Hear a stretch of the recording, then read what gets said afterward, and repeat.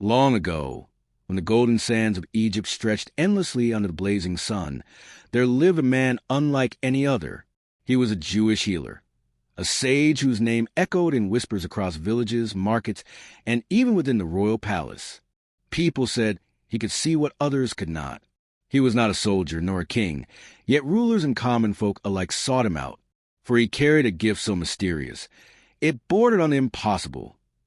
This man could hold a woman's hand, close his eyes for a moment, and tell her whether her womb was empty or whether the spark of life had already begun inside her. At first, many laughed at the idea. How could a man know such a thing? But again and again, his words came true. A young maiden would come to him, nervous and doubtful.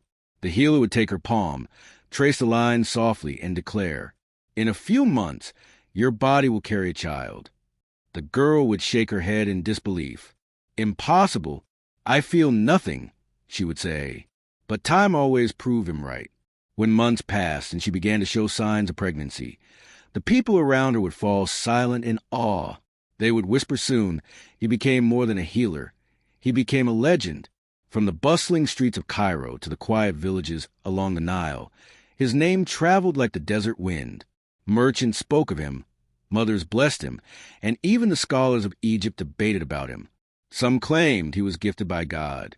Others said he had mastered the stars, that he read the signs of destiny written in the heavens. And a few believed he had discovered ancient scriptures that revealed the mysteries of creation itself.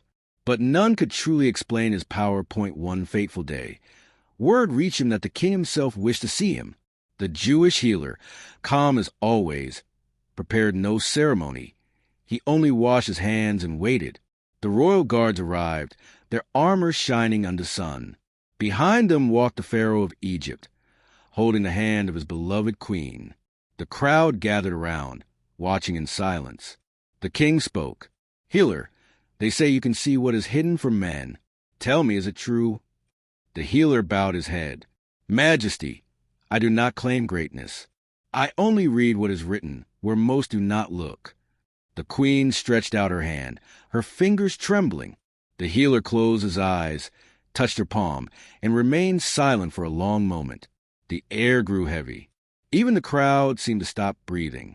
Finally, he opened his eyes and said firmly, "This woman shall give you a son who will carry your blood, who will inherit your throne, and whose name will be remembered long after both of you are gone."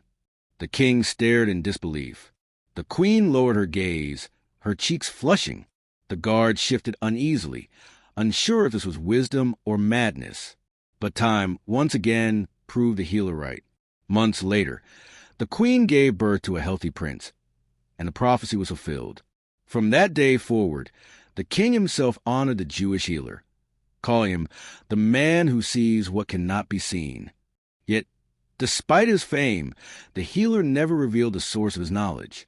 He never sought gold or jewels, never demanded titles or power.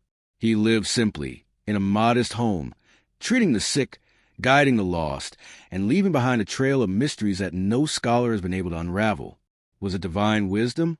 Was it knowledge of medicine and the human body far beyond his time? Or was it the whisper of something greater, something eternal? No one knows. Even today, stories of the Jewish healer of Egypt echo through history.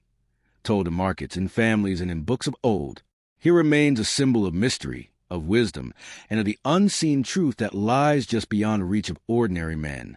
And so his legend lives on hidden in the sands of Egypt,